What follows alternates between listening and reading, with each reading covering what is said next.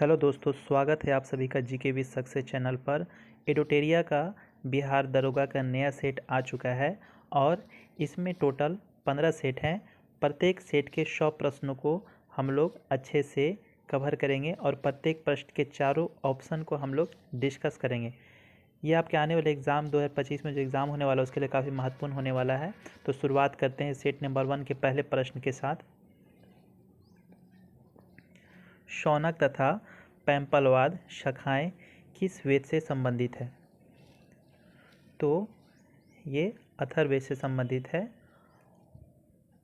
और अथर्ववेद की बात करें तो परीक्षित को कुरुओं का राजा इसी वेद में कहा गया है। अथर्ववेद में टोटल 731 मंत्र और 6000 पद हैं। दूसरा प्रश्न, संस्कृत साहित्य में ऐतिहासिक घटनाओं को क्रमबद्ध लिखने का सर्वप्रथम प्रयास किसके द्वारा किया गया? तो कलहन के द्वारा दिया गया। और कलहन की पुस्तक अष्टाध्यायी है जिसमें पहली बार लिपि शब्द का प्रयोग किया गया था। मनके बनाने का कारखाना का साज सिंधु घाटी के किस स्थल से प्राप्त है? तो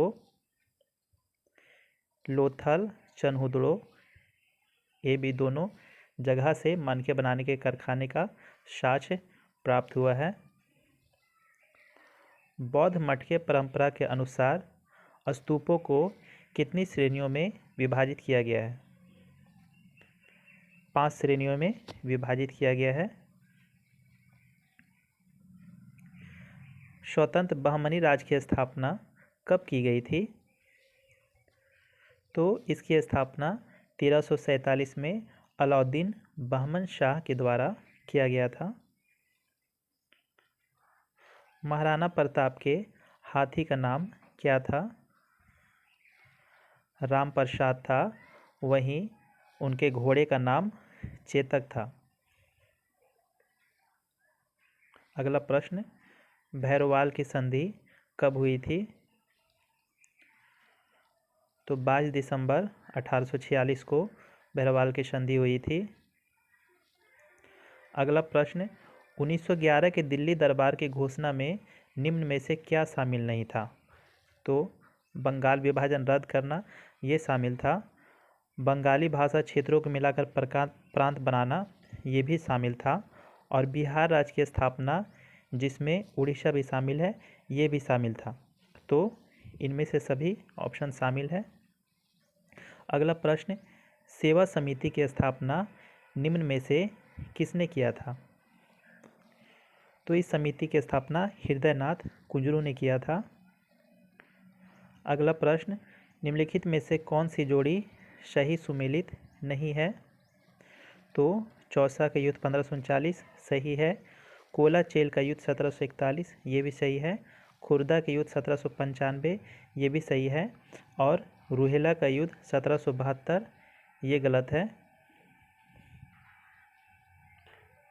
question number 11, operation zero hour के तहत भारत छोड़ो आंदोलन के दौरान कस्तूरबा गांधी को कैद करके किस जेल में रखा गया था? आगा खान महल में उन्हें रखा गया था। अगला प्रश्न, कंद विद्रोह का संबंध भारत के किस राज्य से है? तो कंद विद्रोह का संबंध उड़ीसा से है और ये विद्रोह चक्र बिसोई के द्वारा शुरू किया गया था। शांति निकेतन को किस वर्ष यूनेस्को की विश्व धरोहर सूची में शामिल किया गया था? तो शांति निकेतन को 2023 में शामिल किया गया था। वहीं 2012 में बात करें तो पश्चिमी घाट को 2012 में शामिल किया गया था और 2016 में नालंदा को विश्व धरोहर सूची में शामिल किया गया था। भारतीय शिल्प परिषद का मुख्यालय कहाँ है? तो इसका मुख्यालय चेन्नई में स्थित है। रिंग गार्ड एवं बैंक बोर्ड नामक शब्द किस खेल से संबंधित है? तो ये दोनों शब्द बास्केटबॉल से संबंधित है। समेकित निर्देशित प्रक्षेपास्त्र विकास कार्यक्रम की नींव किस प्रधानमंत्री के द्वारा रखी गई थी? तो ये इंदिरा गांधी के द्वारा 1983 में रखी गई थी और इसका संचालन DRDO के द्वारा किया जाता है। एंडोक्राइनोलॉजी शाखा के जनक निम्न में से कौन है? तो इसके जनक थॉमस एडिसन हैं। भारतीय अर्थव्यवस्था में विद्युत, गैस तथा जल आपूर्ति किस क्षेत्र से संबंधित है? तो ये द्वितीय क्षेत्र से संबंधित है। वहीं प्राथमिक क्षेत्र से बात करें तो इससे कृषि संबंधित है और तृतीय क्षेत्र की बात करें तो इसे सेवा क्षेत्र संबंधित है। वैज्ञानिक के आधार पर राष्ट्रीय आय की गणना VKR राव के द्वारा किस वर्ष किया गया? तो 1931 में किया गया और इसमें प्रति व्यक्ति आय 49 रुपया बताया गया। भारत में विदेशी प्रत्यक्ष निवेश की सीमा किन क्षेत्रों में 100% नहीं है? तो पेंशन में नहीं है, कृषि में 100% है, संचार में है और खनन में। पेंशन में जो है 49%, 49% है। विशेष आर्थिक क्षेत्र के उद्देश्यों में क्या शामिल नहीं है? तो अतिरिक्त आर्थिक गतिविधियां पैदा करना ये शामिल है, ढांचागत सुविधा प्रदान करना ये भी शामिल है, विदेशी स्रोतों से निवेश को बढ़ाना ये शामिल है, 500 करोड़ से अधिक आय वाली कंपनी को शामिल करना ये शामिल नहीं है। अगला प्रश्न, किस समिति ने निर्धनता की पहचान हेतु कॉस्ट ऑफ लिविंग को आधार के रूप में स्वीकार किया? तो सुरेश तेंदुलकर समिति ने इसे कॉस्ट ऑफ लिविंग के रूप में स्वीकार किया। इस समिति का गठन 2005 में हुआ था और इसने अपना रिपोर्ट 2009 में पेश किया था। 76वां गणतंत्र दिवस समारोह 2025 के मुख्य अतिथि के रूप में कौन शामिल हुए थे? तो प्रोबोवो सुबियांतो शामिल हुए, जो कि इंडोनेशिया के राष्ट्रपति हैं।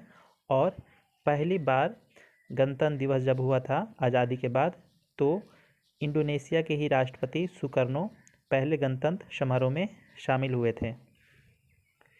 33वां ग्रीष्मकालिक ओलंपिक खेल में भारत ने कुल कितने पदक जीता? तो इसमें भारत ने कुल 6 पदक जीता, जिसमें 0, 1 और 5, 0 गोल्ड, 1 सिल्वर और 5 कांस्य पदक जीता। केंद्रीय बजट 2024-25 के अनुसार राजस्व घाटा कुल GDP का कितना प्रतिशत है? तो 1.8% है। केंद्रीय बजट 2024-25 में मनरेगा हेतु बजट में कितना आवंटित किया गया? 86,000 करोड़ रुपया। हाल ही में हुए विधानसभा चुनाव के बाद मोहन चरण मांझी किस राज्य के मुख्यमंत्री नियुक्त हुए? तो उड़ीसा के मुख्यमंत्री नियुक्त हुए। 24वां SCO शिखर सम्मेलन का आयोजन कहाँ हुआ? तो ये कजाकिस्तान में हुआ। SCO में वर्तमान 10 सदस्य हैं और 10वां देश बेलारूस इसमें शामिल हुआ है। निम्न में से रुद्रम 1 क्या है? तो रुद्रम 1 मिसाइल है जो हवा से सतह पर मार करता है। विश्व प्रेस स्वतंत्रता सूचकांक 2024 में भारत का स्थान क्या है? तो इसमें भारत का स्थान 159 है। 2024 में कुल कितने व्यक्तियों को भारत रत्न दिया गया? तो 2024 में 5 लोगों को दिया गया, जिसमें कर्पूरी ठाकुर, चौधरी चरण सिंह, लाल कृष्ण आडवाणी, PV नरसिम्हा राव और MS स्वामीनाथन व्यक्ति शामिल हैं। वर्ष 2025 में कितने व्यक्तियों को पद्म पुरस्कार दिए जाने की घोषणा केंद्र सरकार के द्वारा की गई?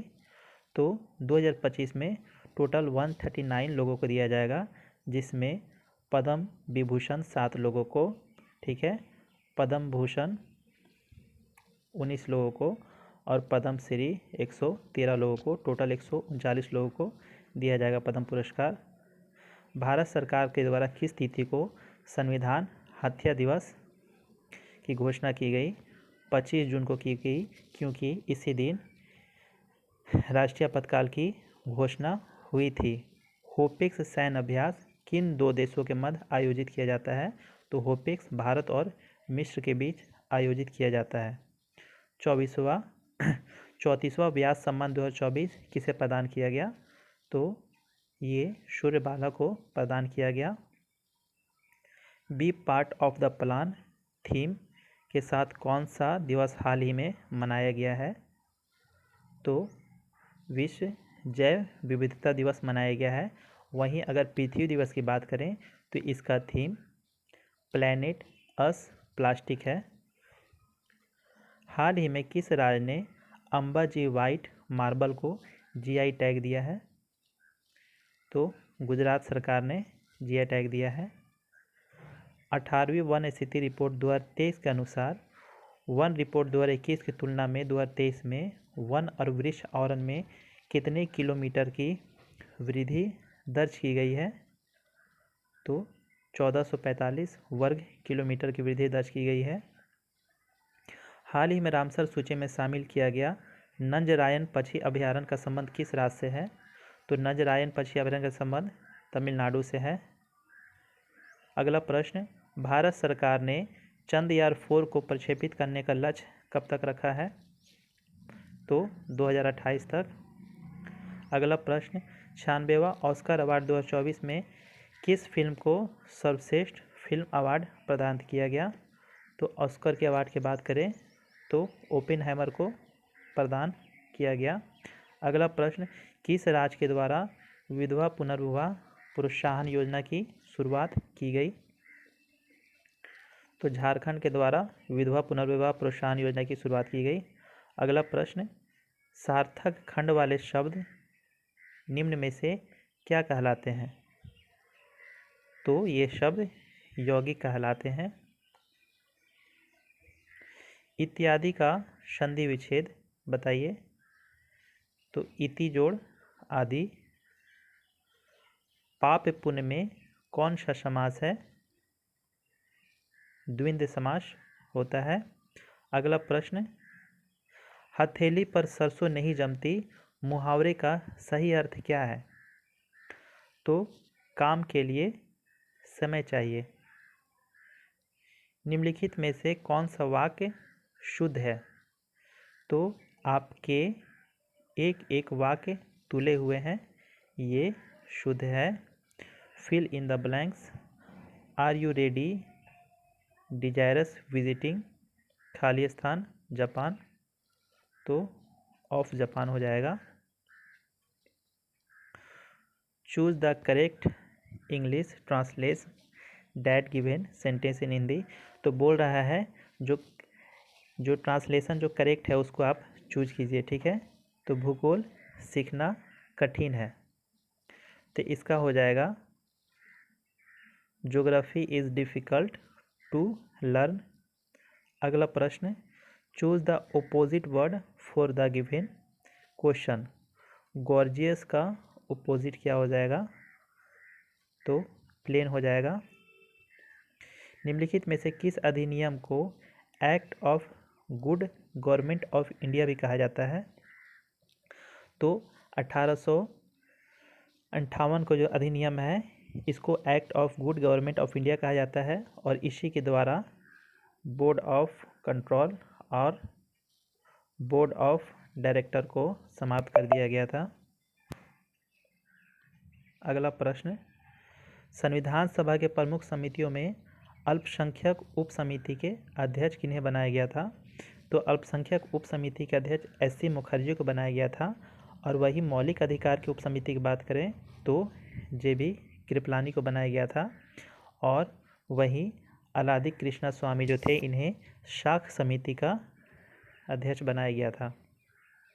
अगला प्रश्न, भारतीय संविधान में प्रस्तावना में न्याय के तत्वों को लिया गया है कहाँ से? तो ये रूस से लिया गया है। चूँकि प्रस्तावना अमेरिका से लिया गया है, लेकिन प्रस्तावना में जो न्याय के तत्व हैं उनको रूस से लिया गया है। अगला प्रश्न, संविधान के किस अनुच्छेद में यह उल्लेख किया गया है कि किसी अपराध के लिए अभियुक्त किसी व्यक्ति को स्वयं अपने विरुद्ध साक्षी होने के लिए बाध्य नहीं किया जा सकता? तो अनुच्छेद 20 के 3 में कहा गया है। अगला प्रश्न, भारत में न्यायपालिका का कार्यपालिका से पृथक्करण का उल्लेख किस में किया गया है? तो न्यायपालिका से कार्यपालिका का पृथक्करण का उल्लेख राजनीति निषेध तत्व आर्टिकल 50 में इसका उल्लेख किया गया है। अगला प्रश्न, भारत की संसद के संदर्भ में कौन सा कथन सही नहीं है? तो मंत्रिमंडल को लोकप्रिय सदन में बहुमत का विश्वास प्राप्त होना चाहिए, सही है। संसद का कार्यक्रम मंत्रिमंडल का प्रावधान करता है, सही है। संविधान में एक संसदीय प्रणाली की सरकार का प्रावधान है, सही है। और मंत्रिमंडल की सदस्यता निम्न सदों तक है, ये गलत है, क्योंकि मंत्रिमंडल जो है वो लोकसभा राज्यसभा दोनों से बनाए जाते हैं। भारतीय संसद का सचिवालय के संबंध में कौन सा कथन सत्य है? तो ये सरकार से स्वतंत्र है, सत्य है। अगला प्रश्न, मिलान करना है। लोक लेखा समिति, वित्तीय समिति। तो लोक लेखा समिति जो है इसका मिलान करेंगे तो इसका आंसर डी हो जाएगा। लोक लेखा समिति एक वित्तीय समिति है। विभागीय समिति की बात करें तो ये एक स्टैंडिंग समिति है। और याचिका समिति की बात करें तो ये कार्यकारी समिति है। और स्टॉक मार्केट की बात करें तो ये एक तदर्थ समिति है। क्वेश्चन नंबर 59, 71वां संविधान संशोधन अधिनियम 1992 के द्वारा निम्नलिखित भाषाओं में से किस भाषा को 8वीं अनुसूची में नहीं जोड़ा गया? तो यहाँ पे जो 71वां संविधान संशोधन हुआ था इसमें 3 भाषाओं को जोड़ा गया था, जिसमें कोंकणी, मणिपुरी और नेपाली थी, ठीक है। कश्मीरियों के इसमें नहीं जोड़ा गया था। जब संविधान बना था उस समय टोटल 14 भाषा था, ठीक है। तो 21वां संविधान संशोधन के द्वारा सिंधी को जोड़ा गया। 71वां संविधान संशोधन के द्वारा कोंकणी, मणिपुरी, नेपाली को जोड़ा गया। और 92वां संविधान संशोधन के द्वारा बोडो, डोगरी, मैथिली और संथाली भाषा को जोड़ा गया। वर्तमान में टोटल 22 भाषा है। निम्नलिखित में से कौन सा केंद्र और राज्यों में राजस्व बंटवारे के लिए मापदंडों की अनुशंसा करता है? तो वित्त आयोग करता है। भूविज्ञानिक समय के सबसे बड़े खंड को क्या कहते हैं? तो इसे इयोन कहते हैं। अगर क्रम की बात करें तो सबसे बड़ा इयोन, उससे कम महाकल्प, उससे कम युग और सबसे छोटे खंड को काल कहते हैं। अगला प्रश्न, निम्नलिखित में से कौन सा ग्रह चट्टानों से बना हुआ नहीं है? तो शनि ग्रह नहीं है। 8 ग्रह होता है, ठीक है।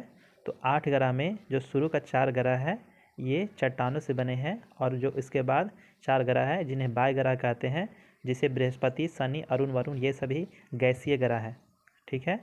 तो बुध, शुक्र, पृथ्वी और मंगल ये चारों ग्रह चट्टानों से बने ग्रह हैं। अगला प्रश्न, एशिया में विश्व का सर्वाधिक जनसंख्या घनत्व वाला देश कौन सा है? तो ये देश सिंगापुर है। अगला प्रश्न, बादलों की दिशा एवं गति मापने में किसका प्रयोग करते हैं? तो इसमें नेफोस्कोप का प्रयोग करते हैं। वहीं विस्कोमीटर की बात करें तो द्रव की श्यानता मापते हैं। वहीं स्ट्रोबोस्कोप की बात करें तो घूमती हुई वस्तु को मापते हैं। और वहीं साइटोट्रॉन की बात करें तो कृत्रिम मौसम उत्पन्न करने वाला ये एक यंत्र है। तो अगला प्रश्न है, निम्नलिखित में से कौन सा कथन सत्य नहीं है? तो ऑप्शन हम देखते हैं। यूरोप एकमात्र महाद्वीप है जिसमें कोई भी मरुस्थल नहीं है, सही है, ठीक है। विश्व का सबसे शुष्कतम मरुस्थल आटाकामा मरुस्थल है, ये भी सही है। विश्व का सबसे बड़ा उष्ण मरुस्थल सहारा मरुस्थल, ये भी सही है। तो ऑप्शन डी हो जाएगा। अगला प्रश्न है, निम्नलिखित में से कौन सा दर्रा जम्मू कश्मीर में स्थित नहीं है? तो पीर पंजाल है, बनिहाल है, काराकोरम है। अघिल दर्रा की बात करें तो ये लद्दाख में स्थित है, और एक और दर्रा जोजिला दर्रा वो भी लद्दाख में स्थित है। अगला प्रश्न, सिंधु नदी की सबसे बड़ी सहायक नदी कौन सी है? तो सिंधु की सबसे बड़ी सहायक नदी जो है वो चेनाब नदी है। ठीक है, और चेनाब नदी कौन दो नदियों के मिलकर बनता है? तो चंद्र और भागा नदी से। अगला है प्रश्न, कौन सा कथन सही है? भारत का सर्वाधिक लंबा राष्ट्रीय राजमार्ग NH-44 है। बिल्कुल सही है। NH-44 में जवाहर सुरंग है, ये भी सही है। और राष्ट्रीय राजमार्ग संपूर्ण देश के सड़कों के कुल लंबाई का 2% है, तो इसका भी आंसर डी हो जाएगा, इनमें से सभी। अगला प्रश्न देखते हैं, राष्ट्रीय पर्यावरण अभियांत्रिकी शोध संस्थान नीरी की स्थापना कब हुई थी? तो नीरी की स्थापना 1958 में हुआ था। इसकी प्रयोगशाला की बात करें तो 5 जगह है, दिल्ली, मुंबई, चेन्नई, कोलकाता और हैदराबाद। अगला प्रश्न देखते हैं, वन्यजीव अभयारण्य की सर्वाधिक संख्या कहाँ है? तो सबसे ज़्यादा अंडमान निकोबार में है, 96। टोटल भारत में बात करें तो भारत में टोटल 566 वन्यजीव अभयारण्य है, जिसमें सबसे ज़्यादा अंडमान निकोबार में है, गुजरात में। ये तो यूटी है। अगर राष्ट्र की बात करते हैं तो सबसे ज़्यादा राज्यों में महाराष्ट्र में 48 है। और सबसे छोटा वन्यजीव अभयारण्य की बात करें तो पिट्टी गुज लक्षद्वीप में स्थित है, सबसे छोटा वन्यजीव अभयारण्य। अगला प्रश्न, जीवित मानव शरीर में सबसे कम मात्रा में पाए जाने वाला तत्व कौन सा है? तो सबसे कम तत्व मैग्नीज पाया जाता है, वहीं सबसे ज़्यादा की बात करें तो वो कैल्शियम है। क्वेश्चन नंबर 72, इलेक्ट्रॉन की तरंग प्रकृति की खोज किसने की? इसकी खोज डी ब्रोगली के द्वारा किया गया। क्वेश्चन नंबर 73, आधुनिक आवर्त सारणी में वर्ग में ऊपर से नीचे जाने पर तत्वों की विद्युत ऋणात्मकता पर क्या प्रभाव पड़ेगा? तो घट जाएगी। निलंबन में परिक्षेपित कणों का आकार कितना होता है? तो 10⁻³ से 10⁻⁻4 सेंटीमीटर होता है। अगला प्रश्न, लिमोनाइट निम्नलिखित में से किस धातु का अयस्क है? तो ये लोहा का अयस्क है। निम्नलिखित में से किसे रोमन विट्रोल कहा जाता है? तो फेरस सल्फेट, जिसको हरा कशिश कहते हैं, इसे रोमन विट्रोल कहा जाता है। अगला प्रश्न, निम्नलिखित में किसे नोबेल का तेल भी कहा जाता है? तो ट्राई नाइट्रोग्लिसरीन को नोबेल का तेल कहा जाता है। निम्नलिखित में से सबसे प्रबल उपचायक तत्व कौन सा है? तो सबसे प्रबल उपचायक तत्व जो है वो फ्लोरीन है। अगला प्रश्न, जीव द्रव सिद्धांत के प्रवर्तक इनमें से किन्हें माना जाता है? तो हर्टविग को माना जाता है। वहीं स्लाइडेन और सेवान ने कोशिका सिद्धांत का प्रतिपादन किया। और TH मॉर्गन की बात करें तो ये जीव सिद्धांत का प्रवर्तक माने जाते हैं। अगला प्रश्न, निम्नलिखित में से कौन सा कथन सत्य है? तो प्रोकैरियोटिक कोशिका में केंद्रिका अनुपस्थित होती है, ये सही है। अगला प्रश्न, निम्नलिखित में से किसे कोशिका के अणुओं का यातायात प्रबंधक कहा जाता है?